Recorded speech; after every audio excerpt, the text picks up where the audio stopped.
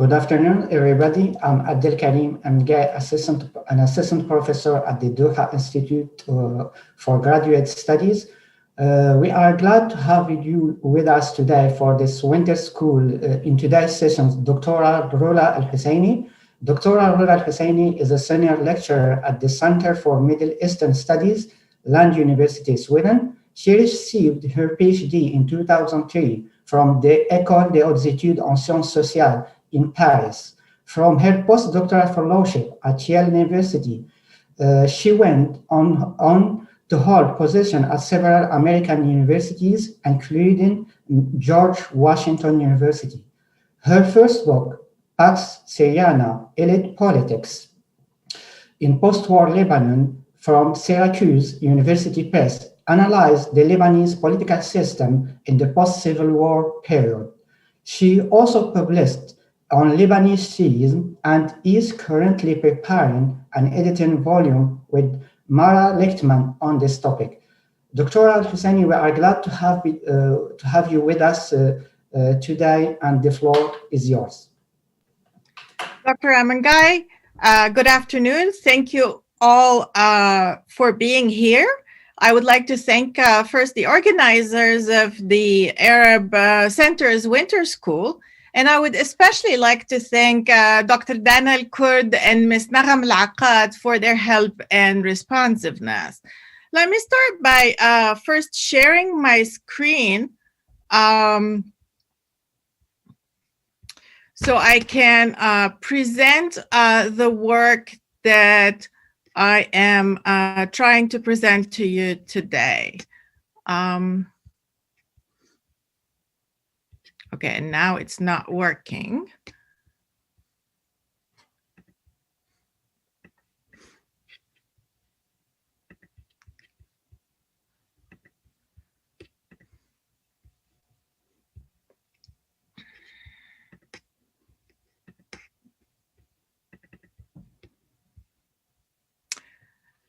Okay.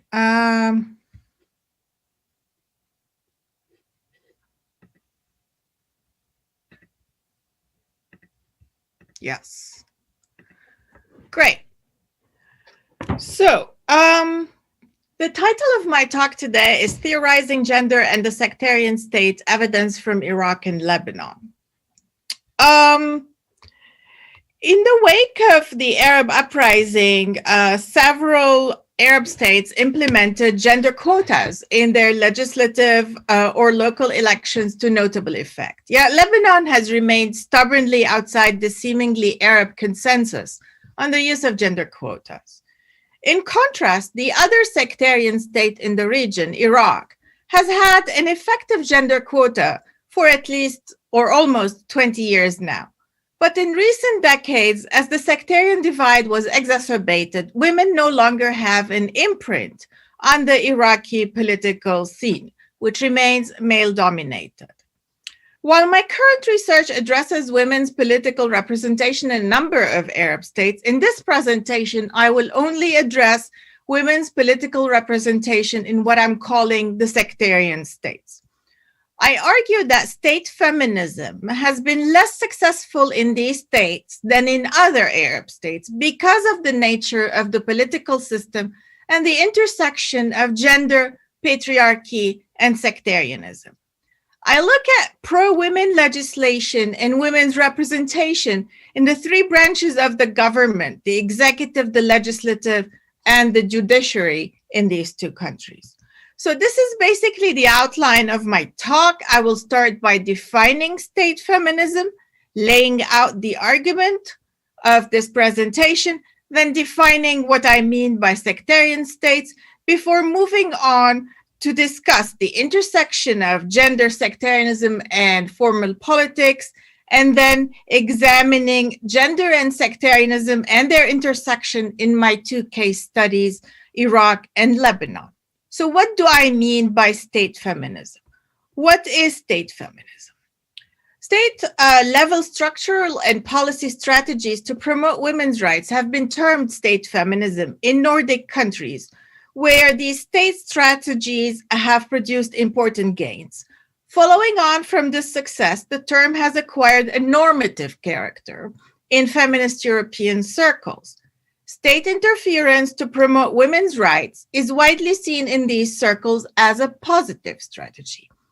So the terms state feminism and women-friendly states were coined in relation to a specific moment in the history of Nordic countries, which coincided with the expansion of public care policies, such as parental leaves or childcare. So in the late 1980s, the Norwegian political scientist Helga Herns, in her discussion of the relationship between welfare states and women's rights, concluded that those states were on their way to becoming what she calls women-friendly states. She said, a woman-friendly state would enable women to have a natural relationship to their children, their work, and public life. A woman-friendly state would not force harder choices on women than on men or permit unjust treatment on the basis of sex. In a woman-friendly state, women will continue to have children, yet there will be also other roads to self-realization open to them. In such a state, women will not have to choose futures that demand greater sacrifices from them than are expected of men. So Herns defined state feminism as feminism from above in the form of gender equality and social policies and the feminization of the welfare state, relevant professions. However, in the cases she was analyzing, she saw it as combined with feminization from below. This double movement, which includes top-down and bottom-up approaches, explains the surprise and rejection that I often receive from my Scandinavian colleagues when I or others use the state feminism term to discuss women-friendly policies implemented in the Arab world. Now, this is understandable, as in many Arab countries, the state-promoted gender policies yield gains for women that are often formal and hollow in character. State feminism becomes therefore an instrument for the state to promote itself and for the regime to consolidate its hold on power instead of fostering more female participation in the political sphere. However, for the purposes of this presentation, I use the shorthand term of state feminism to discuss women-friendly policies implemented by the state in the Arab world, especially in the political realm. In other words, I define state feminism as the top-down implementation of women-friendly policies using governmental power. Feelings and responses to this term of state feminism tend to be mixed. Some advocates regard it with approvals, and others regard it as an oxymoron. I take a more neutral stance towards the term and consider it a description of practices whose efficacy must be evaluated in an empirical fashion in different political contexts. I therefore use state feminism to mean the use of institutional power to fulfill aspects of the feminist human rights agenda, in contrast to progressive movements from below that promote broad public participation by women in a democratic fashion. Hence, feminism is used by Arab regimes primarily as an instrument of state legitimation. State-sponsored feminism gives the regimes in countries such as Egypt under Mubarak or under Sisi and Tunisia under Ben Ali an ideological tool in their efforts to undermine internal political threats from groups such as the Islamists, for example. At the same time, feminism provides a means to respond to international feminist critiques and to quell popular feminist or feminine dissent. As a performance of modernization and deep-reaching reform, state feminism in the Arab world seeks to co-opt the impetus towards human rights and democracy. So what's my argument? I'm arguing here that, and in other work, that most Arab countries have adopted a variation on the same state feminism approach to respond to pressures from grassroots civil society organizations and from external actors. And the state feminism takes usually the form of gender quotas in elected bodies and the appointment of women to what I'm calling soft positions in the cabinet. It also takes the form of legislation that supposedly seeks to advance women's rights. This state feminism has been less successfully implemented in what I'm calling the sectarian states because of the nature of the political system in these states. These are often weak or fragile states with strong societies. And clientelism and neo-patrimonialism often prevent the implementation of a formalized state feminist approach. Now that I've defined my use of state feminism and explained what I'm trying to argue, let me explain what I mean by sectarian states. So I define sectarian states as those states that not only have suffered from sectarian tensions or wars in the 20th and the 21st century, but whose recent history includes a formalization of sectarianism in their politics. This has been referred to as الطائفية السياسية or political sectarianism. And this new phenomenon includes a division of political offices based not on competency or party affiliation or regional origin, but on sectarian affiliation. It also means that people vote for sectarian leaders because they expect service provision from these leaders. Now, the concept of political sectarianism has been defined by Ismail and Fuller as, quote, the institutionalization of social differences through governmental policy, chiefly through the distribution of office, power, and resources according to a person's or people's affiliations.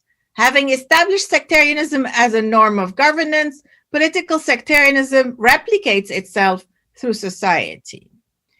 In its application in Lebanon, for example, and to a certain extent in post-2003 Iraq, political sectarianism has meant not only the division of political posts in the executive and legislative branches to the representatives of the different sectarian groups, but also the trickle down of such divisions throughout the administrative system of the state.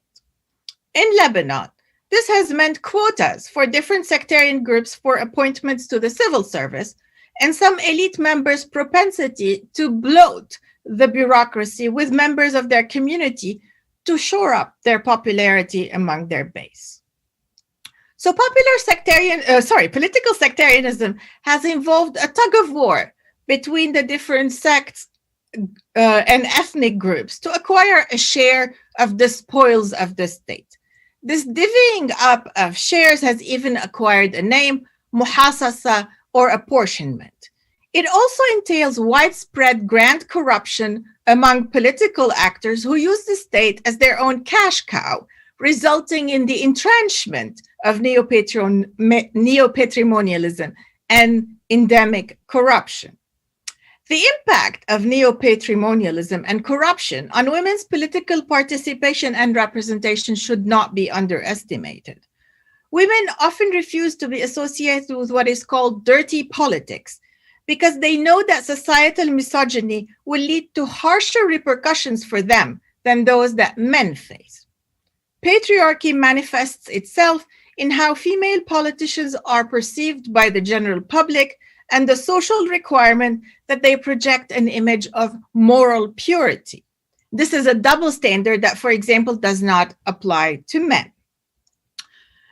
So sectarianism and the inclusion of gender in politics are sometimes seen as incompatible in the sense that they add another level of complexity to a series of informal quotas or formal quotas already in place. As explained to me by a male member of the Lebanese political scene who I interviewed over 10 years ago, you cannot have quotas for women in addition to all the existing quotas for the 18 different sectarian groups. His argument was that it would make things too complicated. Yet this facile claim hides an entrenched patriarchal reasoning. In a society ruled by religious laws which are interpreted by men, where religious leaders often play important political roles. For example, the Maronite Patriarch in Lebanon, or the Marja Taqlid Ali Sistani in Iraq. So in a society where these religious leaders play an important political role, partially because of the influence of the personal status codes, and in a society where access to state resources is based on clientelist relations instead of institutions, women are not entrusted necessarily with political leadership or prestigious positions. Perhaps the most egregious example of that is the appointment of the first Minister of Women's Affairs in Lebanon in 2016. Despite the ridiculous optics, the person chosen was a man, Jean Ogasopian, who was meant to be one of the Armenian ministers in government. Even if they needed to maintain the sectarian balance and appoint an Armenian, was there no smart and accomplished Armenian woman who could represent the community? So indeed, as Rosemary Sales argues in the case of Northern Ireland, sectarianism and the construction of political and social life around community loyalties has been a powerful force in maintaining women's subordination. And she rightly maintains that this is due to the intersection between the institutions of modern patriarchy and politics. So let me now move on to my discussion of the two cases and start with Lebanon. The three branches of government in Lebanon have no official policies to increase women's representation. While a gender quota has been debated at different times in Lebanon and most recently before the 2018 elections, no gender quota has ever been implemented. This explains in part why the number of women in the legislative and executive branch remain dismally low, but it does not elucidate why the Lebanese judiciary has become very feminized in the post-Civil War period. So let me start with the legislative branch. Women first obtained the right to vote and to stand for election in 1952. However, after the Taif Agreement that ended the Lebanese Civil War, the number of women in the Lebanese parliament has never risen above 4%. And this is in contrast to female representation in other countries, for example, Tunisia, where it has reached 30%. In fact, since 1952, only 21 women have served in the Lebanese parliament. In the latest election of 2018, 6 women were elected to the Lebanese parliament, with 4 of them being newcomers. And this has been the largest number of women elected in Lebanon.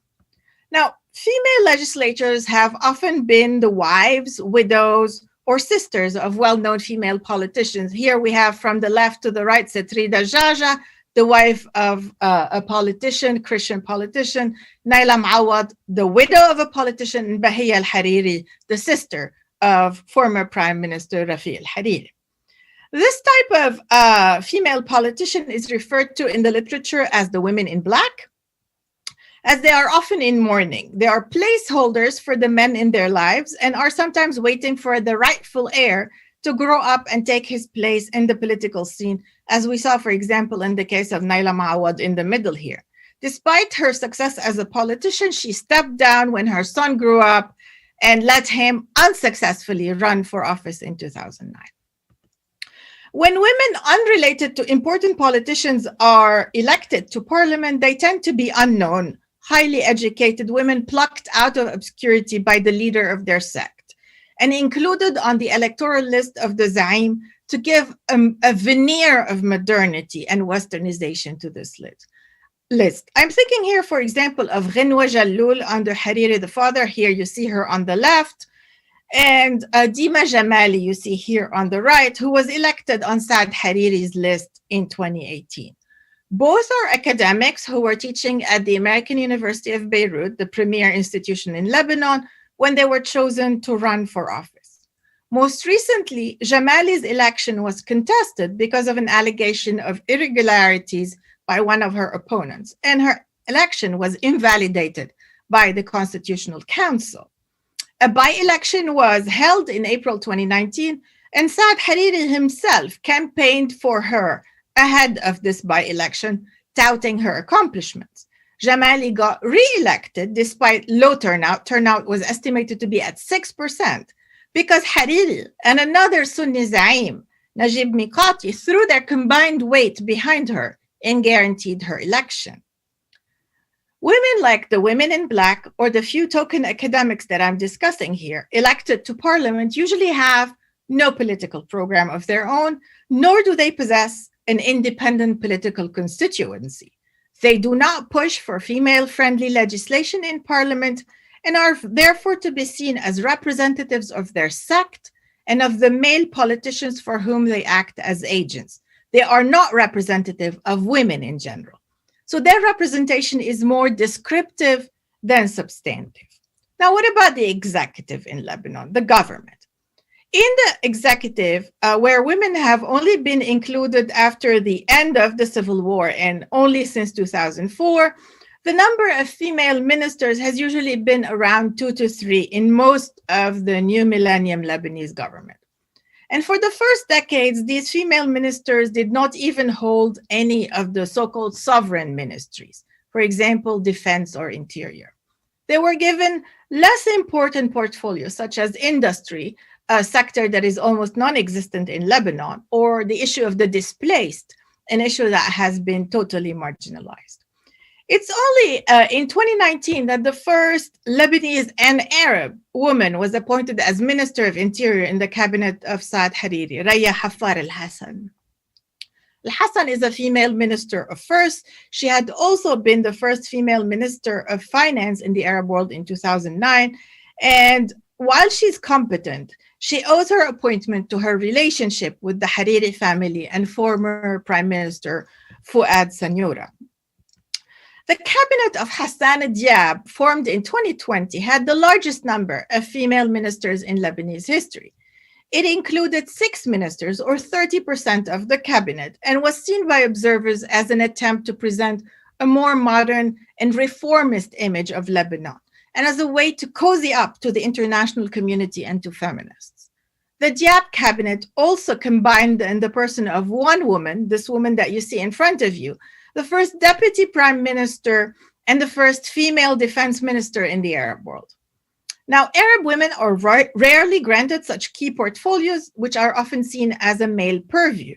However, the appointment of the female defense minister, Zeina Akar Adra, was seen as a token gesture.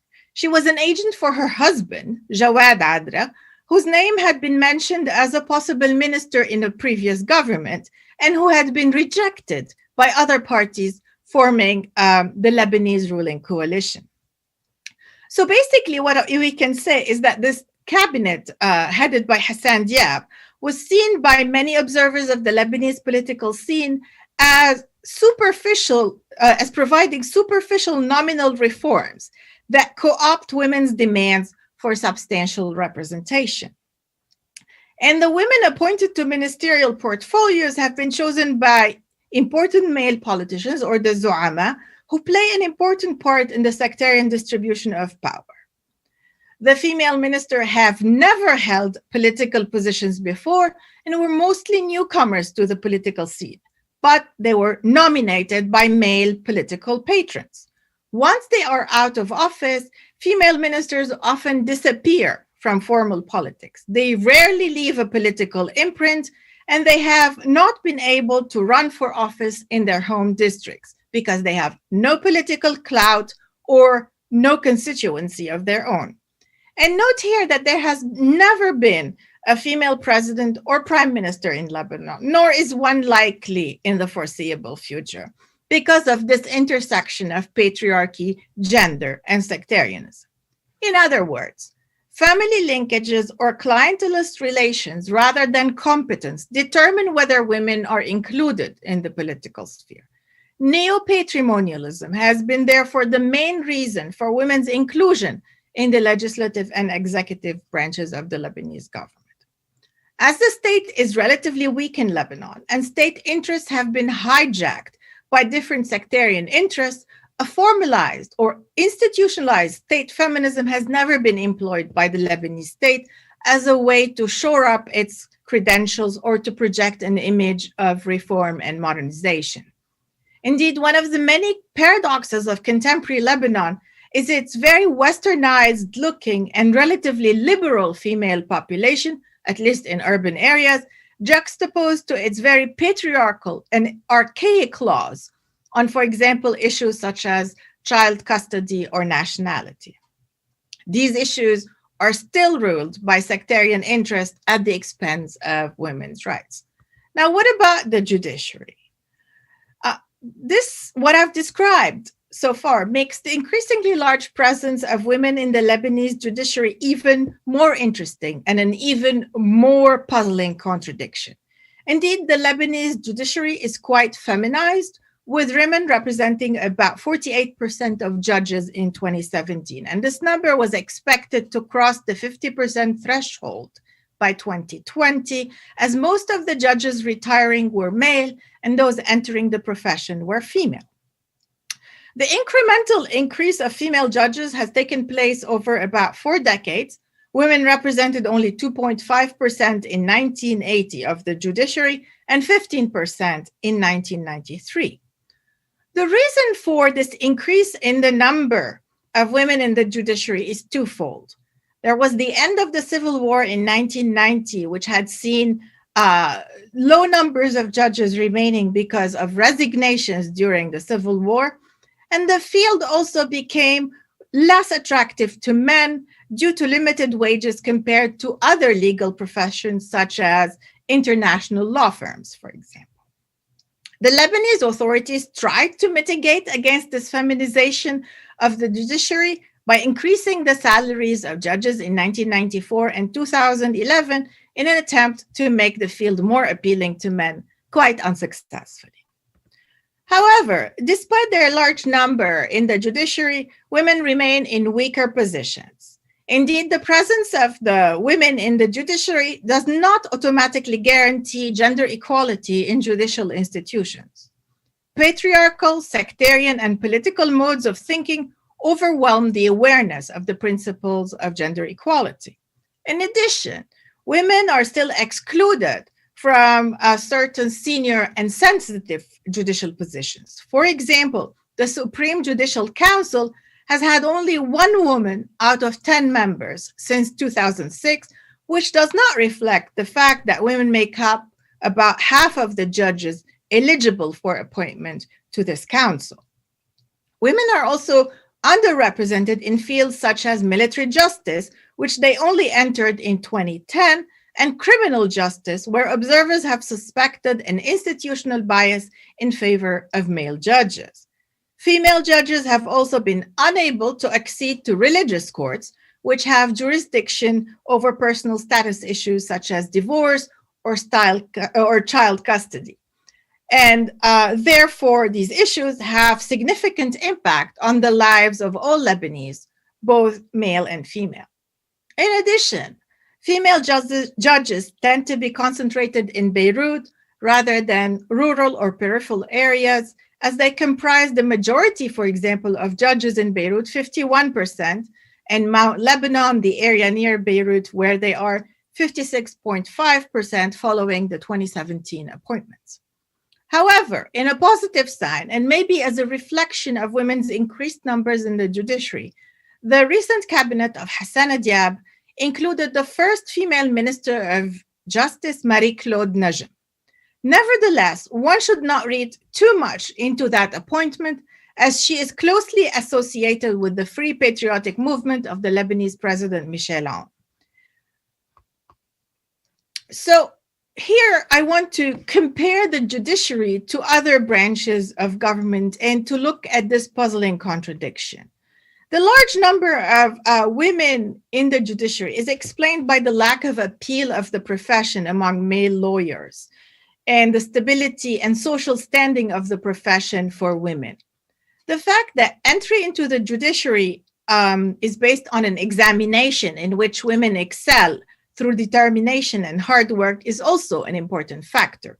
So clientelism does not play a role in the entry into this branch of government, but clientelism and sectarianism influence which female judges get promoted to what position. Their sectarian affiliation and links with the Zaim of their sect affects their prospects. In contrast, access to positions in the executive and the legislative is still very much desired by men, as it offers salaries for life in the case of the parliament and access to the cash cow that is the Lebanese state. As parliamentary positions and cabinet portfolios are still desired by men, women are less represented in these positions, which are used by Zo'ama to reward male clients and followers. So as long as positions in the executive and the legislative remain plum positions, women will have fewer chances of being appointed or elected to these branches of government in Lebanon. Let me now move to the Iraqi case. I think Iraq is a more interesting case because it moved from a so-called secular state under the Ba'ath Party to a sectarian state in the post-2003 period.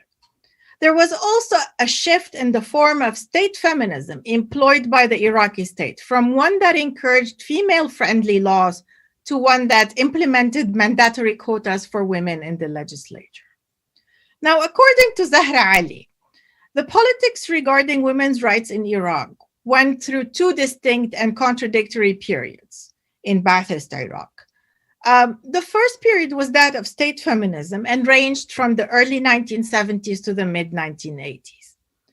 We see there clear state policies to push for women's rights. The period was characterized by the desire of the party to preserve its image as a modernist, secular institution, but also by its willingness to consolidate its hold on power and to reform the personal status quo. Perhaps the greatest accomplishment of this period was the eradication of female illiteracy, despite the ongoing Iraq-Iran war, an accomplishment for which Iraq received a UNESCO prize in 1987. The Ba'ath Party in Iraq also declared its desire to liberate Iraqi women from backwardness and obscurantism of colonial times and to guarantee the equality of the sexes. So women were granted the right to vote in Iraq in 1980. These reforms aimed to question the patriarchal norms that were in place and to replace the authority of the pater familias, the father, with that of the head of the state. These reforms were likely helped in part by Iraq's engagement in the Iraq-Iran war. In times of war, women's work becomes highly valued as they keep the economy humming while men are on the front. The second period, which Zahra al-Ali argues starts in 1985, was exacerbated by the Gulf War of 1991. It was marked by an economic and political weakening of the Ba'ath Party due to the wars it had engaged in and to the sanctions which followed the adventurism of the regime in Kuwait.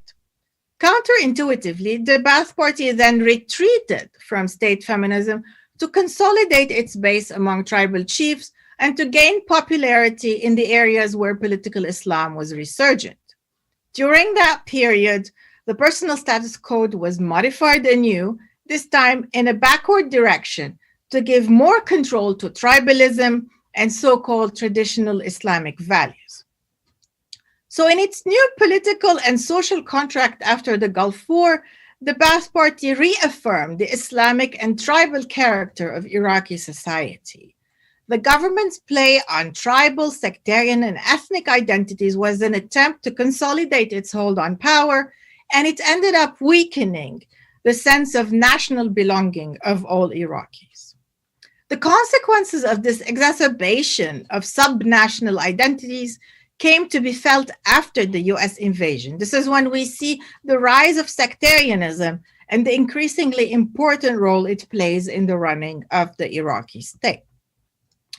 Now, I want to argue that there was a third period in Iraq, which starts after 2003, and that the pendulum of state feminism swung back again after the US invasion, initiating a third period of women's participation and representation, seemingly this time in the direction of women's rights. Because of the pressure of grassroots organizations in Iraq and the US's declared agenda under George W. Bush's administration to liberate Muslim women, women in Iraq were soon granted a quota of 25% in the Iraqi parliament. The 2005 Constitution of Iraq, which was passed after the US invasion and after the rule of the Coalition Provisional Authority, was written under the conditions of American occupation. This meant that the occupiers experimented and imposed quotas for women in the legislature as a nod to Iraqi women's grassroots activism, as a pro forma gesture towards women's rights. I consider this to be a form of state feminism implemented by the new American-influenced Iraqi state. The committee charged with drafting the Constitution in 2005 and the one in charge of its revision in 2006 comprised very few women. Indeed, women were made to understand that with everything that was at stake in the country, the question of women's rights was secondary. The parliamentary quota was therefore offered as a consolation prize for women. So since 2005, what do we see in Iraq? In the 15 years since, women have consistently constituted around 25% of the Iraqi legislatures, 2005, 2010, 2014, and 2018. The number of women elected to parliament in the most recent election in 2018 was 84, a great majority of whom, 60 of these, were new to the parliament.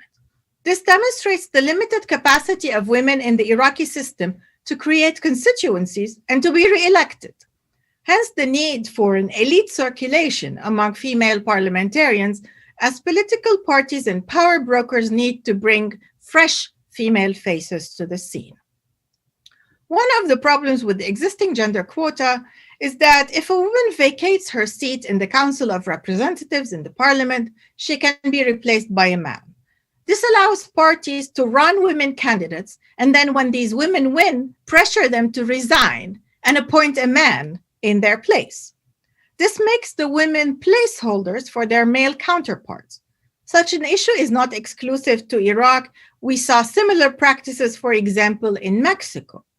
In Mexico, the women who resigned to make place for a male relative or for their husband or their boyfriend have even acquired a name. They're called the Juanitas. Now, in a positive sign, 22 of the 2018 Iraq female parliamentarians were elected outside the quota system. The reasons behind their election need to be further explored, and I have no answer as to why they were elected outside the quota system.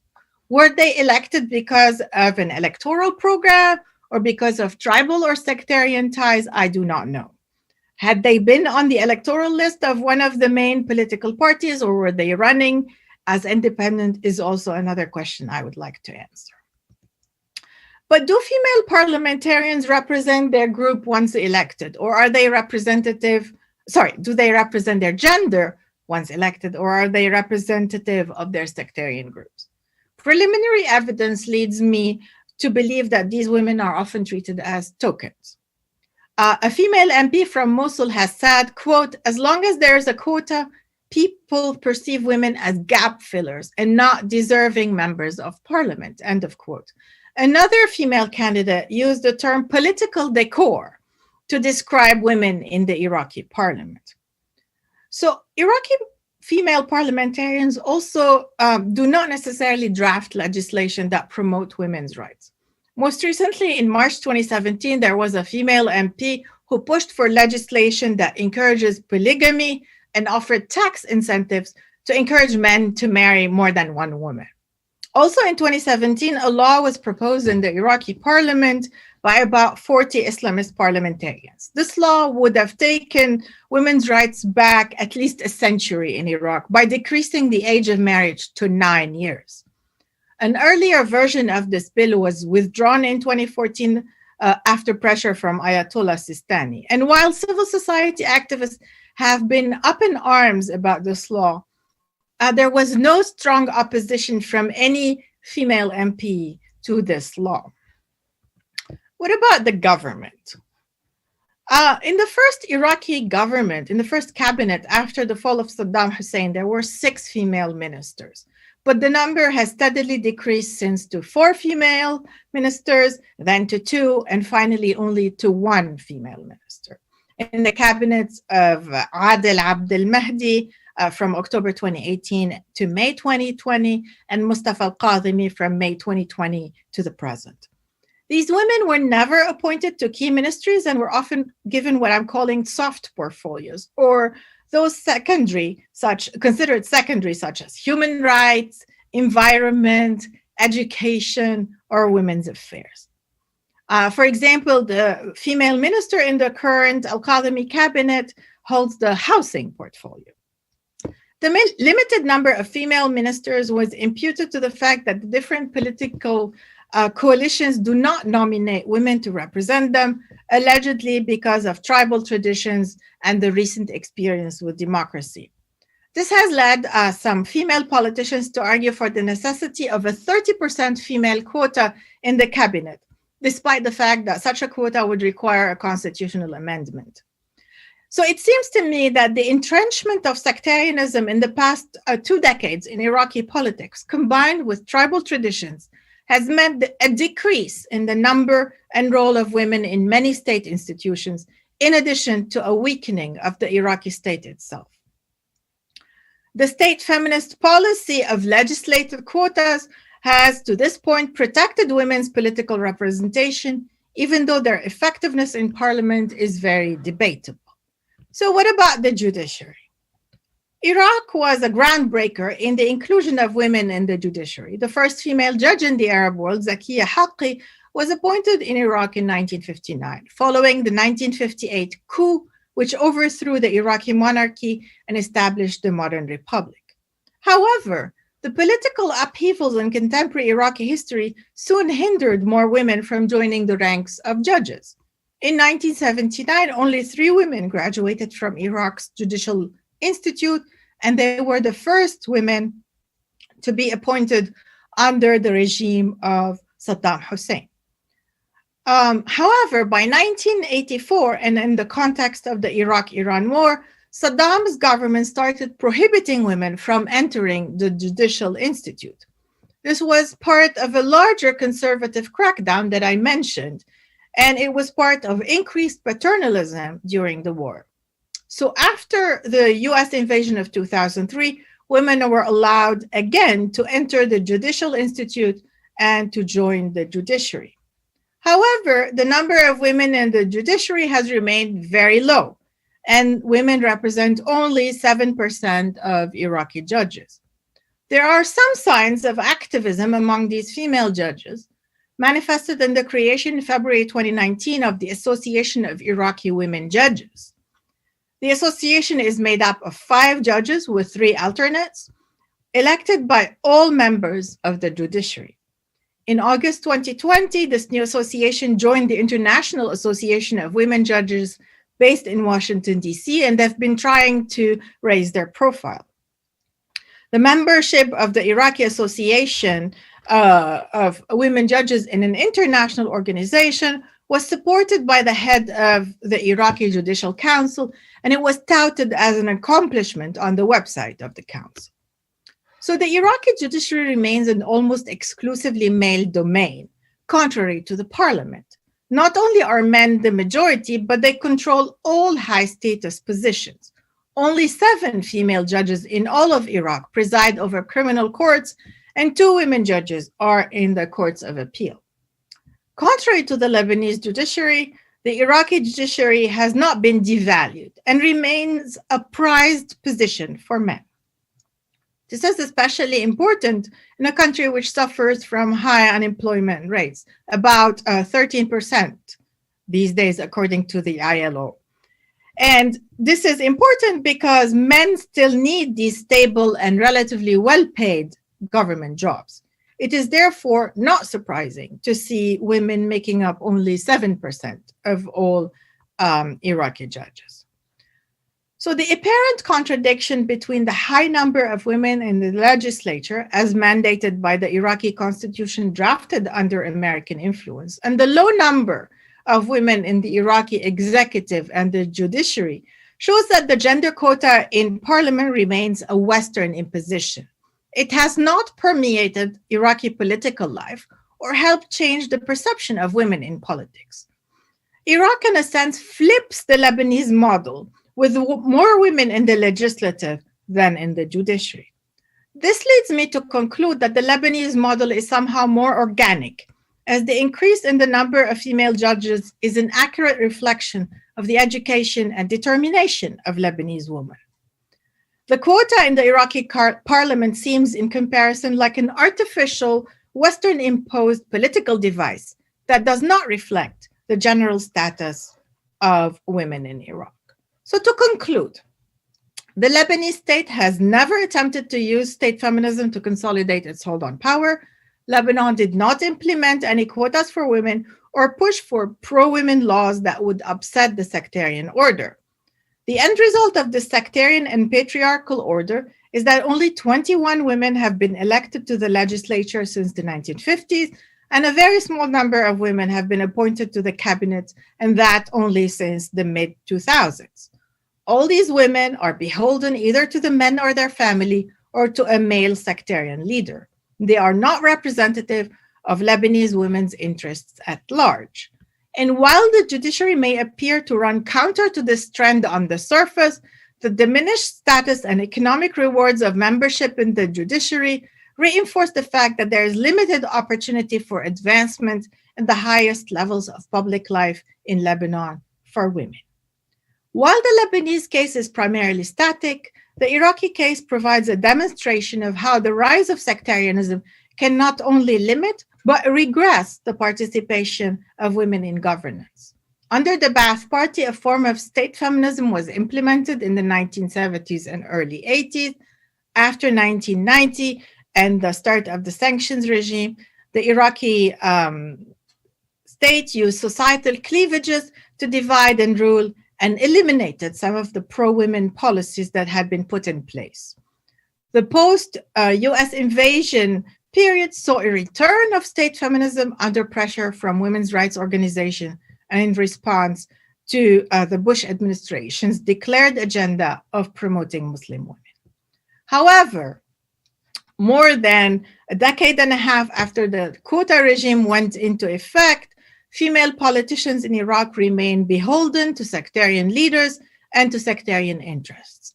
Unlike the judiciary in Lebanon, lower-level judges in Iraq are still seen as an opportunity for a sectarian leader to provide employment and other opportunities to their followers, and therefore the Iraqi judiciary is largely composed of men. I have argued elsewhere that in other Arab states, state feminism benefits the state as it legitimates its role as a force of modernization. To the extent that the leadership of the state wills it, this modernization may even translate into positive advantages for women as it diminishes the patriarchal character of the state. I'm arguing here that in sectarian state, any participation by women is almost entirely as proxies for the male leadership of their sect. Patriarchy and sectarianism are a debilitating combination. Women incorporated into political life in the sectarian states are selected through clientelist networks to satisfy the patrimonial ends of the leadership rather than to meet an emancipatory end. Therefore, their limited participation in formal politics does not serve the modernizing ends of state consolidation, nor does it improve the status of women. Although any examples of women's political participation may still be disingenuously used by sectarian leaders to bolster their feminist credibility. Thank you for listening, and I'm now open for questions.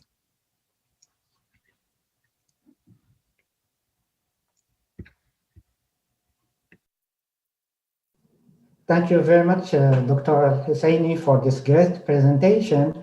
Now the floor is open for questions. Please raise your hand or the numeric hands if you want to ask questions. Okay, maybe I will give you a few minutes to think. I will start by asking myself like two questions. The first one, Dr. El-Husseini, to what extent really the concept of state feminism is valuable in explaining the state intervention in most Arab countries. Why I'm asking this question? Because can we really say that when you have some states introducing quota is that state feminism? Because in most of these countries, even if you have some rulers introducing some kind of quota, the same rulers are very conservative when it comes to granting women, for example, some chance in family laws, in child custody. This is why I'm curious. In other way, is that gender quota enough to say that there is state feminism in some Arab countries? This is my first question. My second question is like sectarianism really explaining what is going on in Iraq and Lebanon, or is sectarianism in explaining that the woman participation in this country plays a different role than other countries? This is my two questions.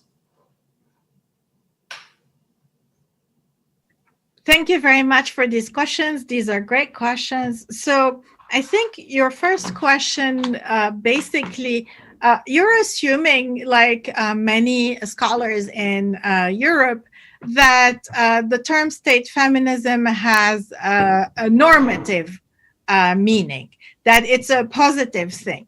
Basically, here I'm using it without any positive connotation, just to denote the use of pro-women policies by the state. So it's not necessarily something good. And in many ways, the Arab states have co-opted this term. And I've argued elsewhere, by doing that, they have somehow emptied it of meaning, that they are doing that to co-opt the discourse of feminist organizations and to present themselves as the feminists in their society. So I'm not sure if that explains it for you, or if you have a follow-up question here. Maybe just like I'm just a bit, let's say, conservative on using that term to describe some, for example, some regime like the Sisi regime in Egypt, when it comes to social issues that influence also women's rights, they tend to be very conservative. I agree. It's the term itself has a very normative connotation, but we are dealing with concept. We should define what do we mean by it before using it. It's just maybe we will not agree about it, but it's not. Well, I thought I had defined the concept and how I'm using it, but also let me preface it by saying that I am building on the work of scholars who came before me, who use state feminism in the Arab world in this particular way. I'm referring here to the work of Mirvat Hatem, for example, on Egypt, and the work of others. Mirvat Hatem's work was more about Nasser and Mubarak than about Sisi. But we can see even under Sisi this instrumentalization of women's rights by the state. Thank you very much, Dr. Husseini.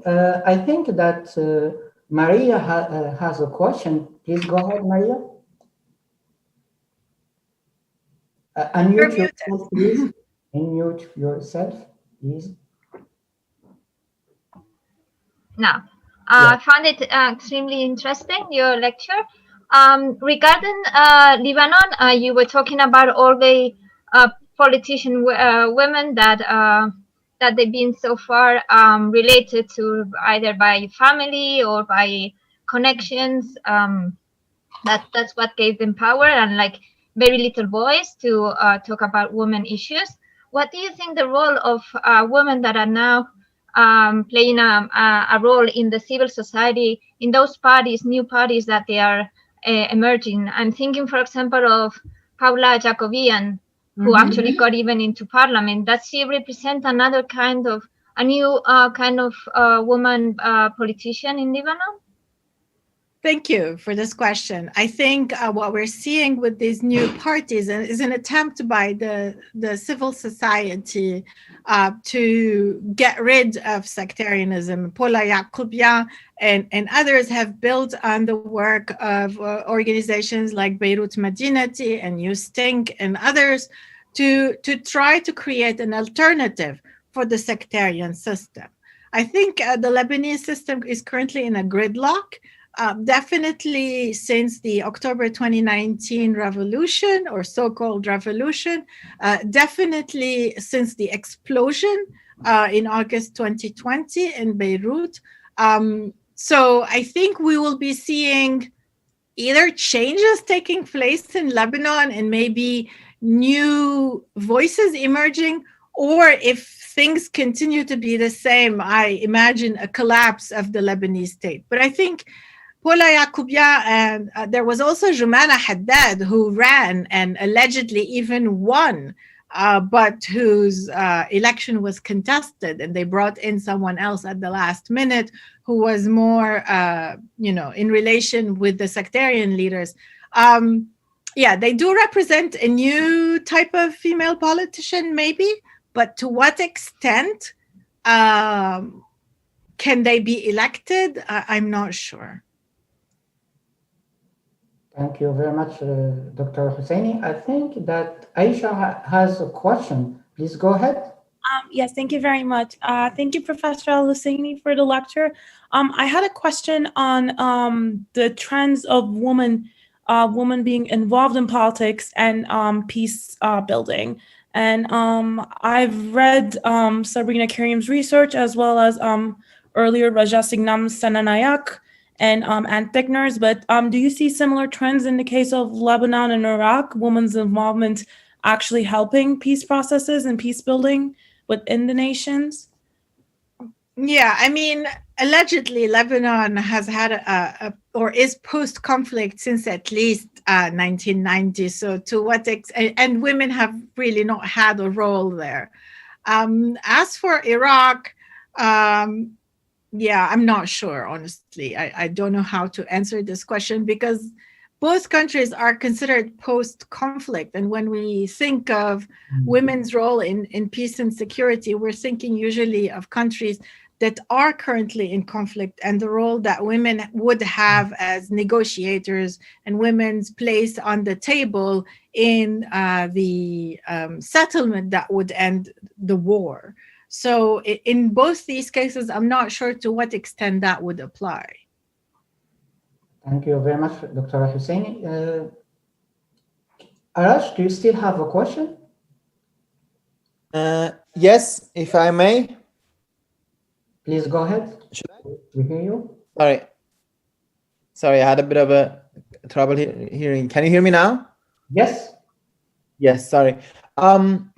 Yeah, so my question was that, thank you very much for this survey and very informative and illuminating of the situation.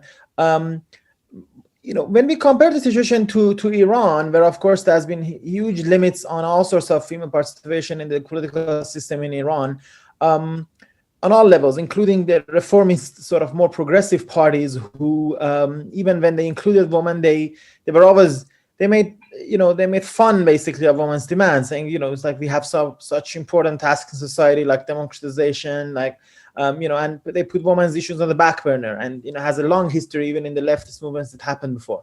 But basically what happened in the Iranian context was a pushback by a number of women politicians. So we had the rise of people like Fatemeh Haqiqatjou or Parvaneh Salahshur, which distinguished themselves, number one, as important politicians, not only on women issues, but generally known as people who, I think more than politicians on women issues, they had an important women's constituency, and they built this themselves on the back of a massive, what you can describe as a women's or feminist movement in Iran, and they had different links to women's theoreticians, and and all that. But also, the last thing I'd say in this regard, someone like Fatima Hayraju would really very sort of smartly use her power inside, say, like the Reformist Coalition for demands, for example, appointment of the female minister, which didn't happen in Reformist time, but she was able to get a female governor general for Tehran, which is really a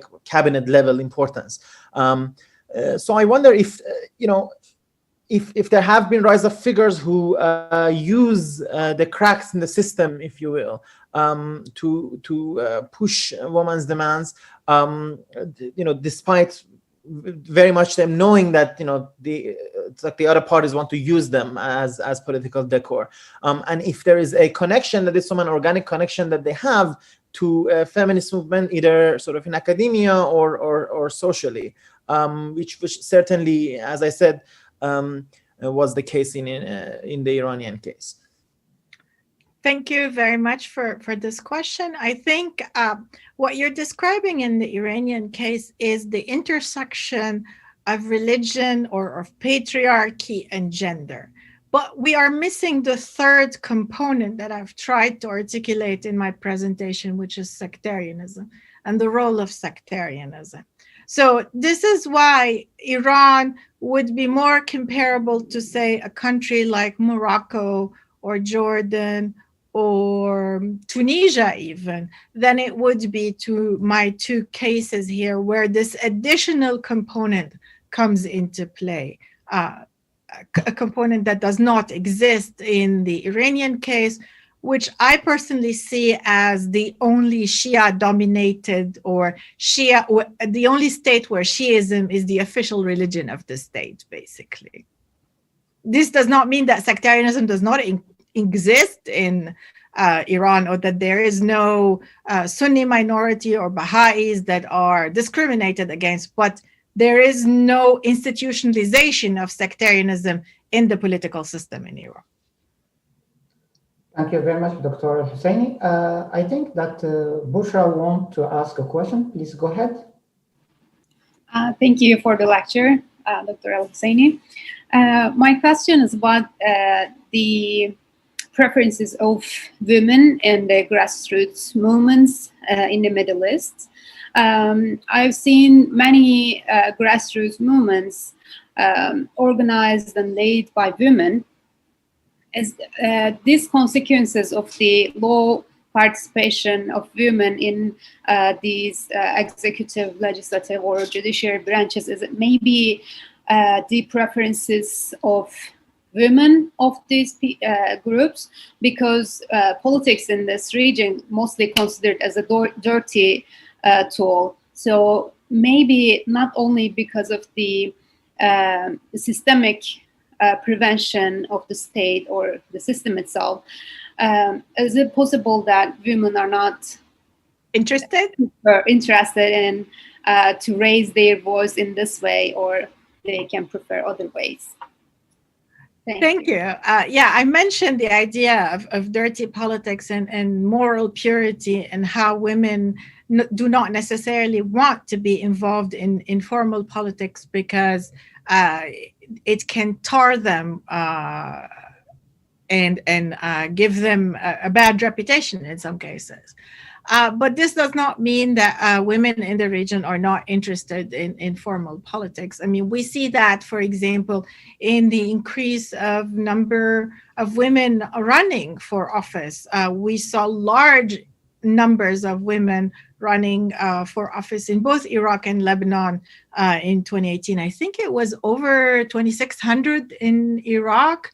Women who ran, and a lot of women manifested interest in running in Lebanon, then withdrew, and I think around 80 something ended up running in 2018. Don't quote me on the numbers here. I can find you the exact number. But I mean, out of 80 something women that ran, only 6 were elected. 5 out of the 6 were supported by sectarian leader. There was the one exception, which was the one mentioned by Maria Pola-Yacobian. So she was the one exception. But at the same time, she's a well-known journalist.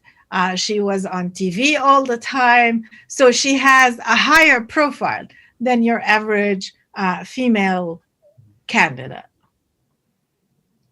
Thank you, Dr. El-Husseini. I think my colleague Dana has a question. Please go ahead if you can ask it. Unfortunately, I'm working from home, so I cannot guarantee the noises that will come. So if you could just read out my question, that would be fantastic. Okay, thank you. I will do it. Okay, I wanted to ask a similar question to Aisha's question. I wanted to get your impression on the impact of women on outcomes related to the state. For instance, there is research that shows more patriarchal states with less women's rights to go to war more. So I'm wondering generally how you see female participation impacting state outcomes. Not sure I understand the question. Do you mind sending it to me in the chat? You know what? I'll just email it to you because the Q&A for some reason is not open to me. So I might just email you, but since it's, or you could ask it. I mean, yeah, maybe it's a little bit quiet. I'm sorry if there's any interjections of toddlers or cats or anything else. But I was going to ask. So basically, the idea is that there's lots of research that shows, particularly patriarchal systems lead to like negative outcomes in other ways, like increased participation in conflict, for example, for those states. So I'm wondering, like, we spoke kind of on like the input side of female participation. What are the outputs of increased meaningful female participation from your perspective? I think the outputs of increased female participation in the two cases that I'm looking at would be changes or genuine changes that would affect positively women's lives in these states. For example, in the case of Lebanon, the women have been demanding changes in the personal status laws, in issues of, for example, marital rape, nationality. So these issues, I think, if we have meaningful participation, maybe we will see changes taking place, at least positive changes. Not sure I answered your question, though. Sorry. Yes, to some degree. And we can continue to have this discussion, but I also don't want to dominate the conversation as usual. So I think it's Lara's turn next. Thank you very much, Dr. Hussein and Dr. Kirk. I think Lara also has a question. Please go ahead, Lara. Yes, thank you for the lecture. It was really interesting. When I understand it correctly, you said that the woman quotas is a Western system imposed. And I think it's always a little bit difficult when something is imposed from the outside. But what do you think, where are the alternatives, or what is an alternative system that could be work that is not imposed? Yes, are there some, do you have some ideas, thoughts, what could be, yes, better working in the two cases? Thank you for this. I actually sounded like I was criticizing the quota system, but I'm not. I think quotas are needed in countries like Iraq and Lebanon because we need what has been called the politics of presence. We need to see women in these positions, and hopefully once women have proven themselves in these positions, we will see more women being elected. So what I'm trying to say here is that while it's a Western imposition, it's not necessarily a bad thing. Okay. Thank you very much, Dr. El-Husseini. Okay, I will ask a last question, which is more related to the Lebanese case. To what extent do you think that changing things for women's rights in Lebanon is highly correlated to the change of the sectarian system itself? This is my question. It will be the last one. Yes, thank you. I actually do think that we need to get rid of the sectarian system as a whole for real changes to take place, especially for women. Again, as long as religious and sectarian leaders control the lives of women, by controlling issues like divorce, custody, inheritance, there will be no progress for women. And so we need to get rid of these religious personal status laws as a first step. And here we need to distinguish between the political aspect of sectarianism, the political distribution of positions in government, and this more, religious interference in the affairs of women. Thank you very much, Dr. El-Husseini. Okay, which close our session. We would like to thank you very much, Dr. El-Husseini, for this great presentation and lecture. It was very inspiring. Of course, we hope things will get better for all women in our region. Last, I would like to thank all our followers on social media, and we will have a break and see you for our internal discussion at 6 p.m. in fact. Thank you very much and see you soon. Thank you.